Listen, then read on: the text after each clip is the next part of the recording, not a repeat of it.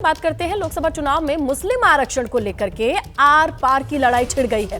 बंगाल से शुरू हुआ ये बवाल अब ये बवाल उत्तर प्रदेश की राजनीति में एंटर कर चुका है और उफान भी ला रहा है। एक तरफ पश्चिम बंगाल में आरक्षण का मुद्दा आसमान पकड़ रहा है तो वहीं यूपी में भी योगी सरकार ने मुस्लिम आरक्षण की समीक्षा का फरमान जारी कर दिया है। और अगर सूत्रों की माने तो योगी सरकार उत्तर प्रदेश में इस बात का पता लगाएगी कि ओबीसी में मुस्लिमों को किस हिसाब से आरक्षण दिया गया है।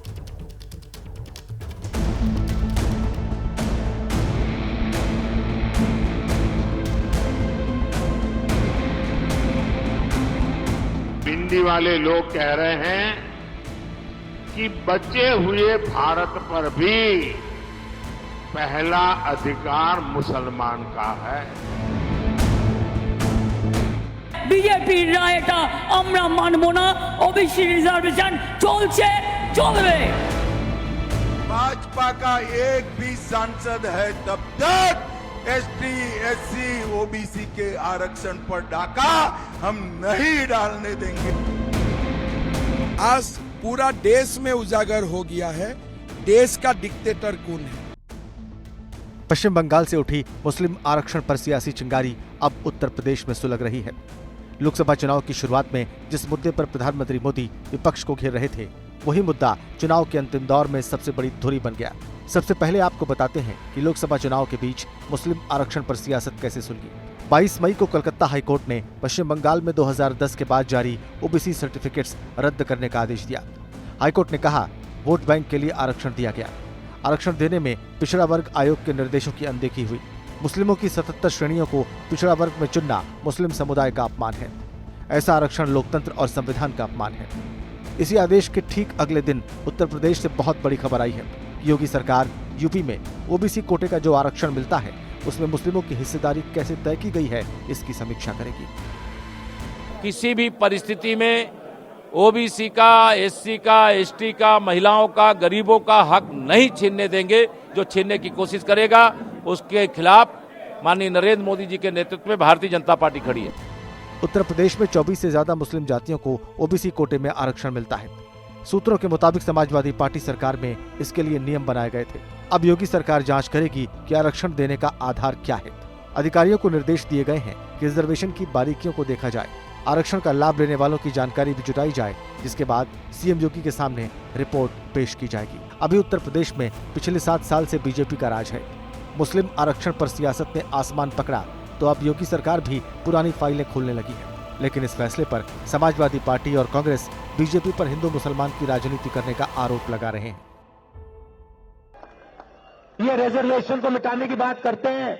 इनके नेताओं ने खुलकर कहा है कि अगर हमारी सरकार आ गई तो हम अंबेडकर जी के कॉन्स्टिट्यूशन को रद्द कर देंगे, बदल देंगे, फाड़ के फेंक देंगे।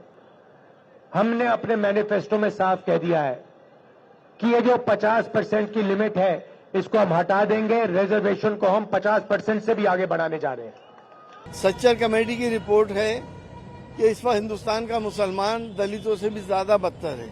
अगर 4% रिजर्वेशन किसी ने करा है, किसी सरकार ने करा है, तो इतनी तकलीफ मोदी जी को क्यों हो रही है? क्या देश का मुसलमान इस देश का नागरिक नहीं है? क्या उसने अपना खून देकर इस देश को आजाद नहीं कराया था? ये मुसलसल इनकी हताशा और निराशा दिखाई दे रही है कि ये चुनाव को फिर हिंदू मुसलमान करना चाह रहे हैं। धर्म के आधार पर आरक्षण के मामले पर बीजेपी पहले से ही विपक्ष को कटघरे में लाती रही है और बंगाल के बाद उत्तर प्रदेश में सियासी तापमान बढ़ गया है। ऐसे में बीजेपी के निशाने पर कांग्रेस और गठबंधन में सहयोगी उसकी सभी पार्टियां हैं। हमारा संविधान धर्म के आधार पर आरक्षण में नहीं मानता। ये पिछड़ा समाज, अति पिछड़ा समाज जो करोड़ों की संख्या में है, उनका आरक्षण लेकर एक कांग्रेस पार्टी मुस्लिमों को देना चाहती है। मगर मैं कहकर जाता हूं, भाजपा का एक भी सांसद है तब तक एसटी, एससी, ओबीसी के आरक्षण पर डाका हम नहीं डालने देंगे, नहीं डालने। इसको हाईकोर्ट ने रद्द किया। बीजेपी सरकार आएगा, हम कर्नाटक में भी बैकडोर रिजर्वेशन मुसलमान का बंद करूंगा। आंध्र प्रदेश तेलंगाना में भी हम मुसलमानों का बैकडोर रिजर्वेशन बंद करूंगा। ओबीसी का 27% रिजर्वेशन 100% ओबीसी को मिलना चाहिए। ममता बनर्जी और अभिषेक बनर्जी ने जैसे हाईकोर्ट का ऊपर टिप्पणी किया है, मेरा लगता है कि इससे आज पूरा देश में उजागर हो गया है देश का डिक्टेटर कौन है। वहीं केंद्रीय मंत्री गिरिराज सिंह ने सोशल मीडिया पर पोस्ट किया है और लिखा है, जो गलती हुई सो हुई। मुसलमान सबसे पहले मुसलमान है, किसी जाति का नहीं है।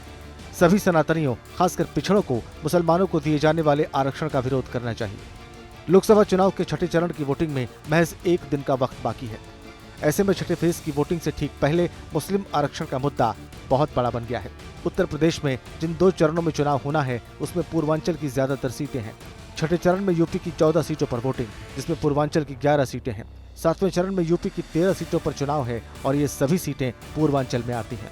2019 लोकसभा चुनाव में पूर्वांचल की 26 सीटों में से बीजेपी ने 21 पर जीत हासिल की थी। समाजवादी पार्टी के खाते में 1 सीट, जबकि बहुजन समाजवादी पार्टी को 4 सीटें मिली थी। कांग्रेस पूर्वांचल में खाता भी नहीं खोल पाई थी। लिहाजा अब बीजेपी का मकसद वोटर्स को एकजुट करने का है।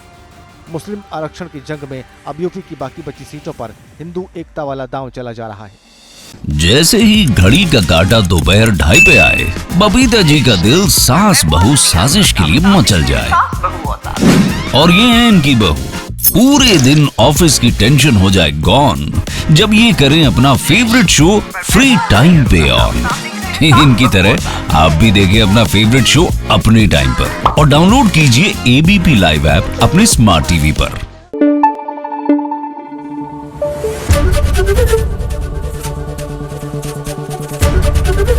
एबीपी न्यूज आपको रखे आगे।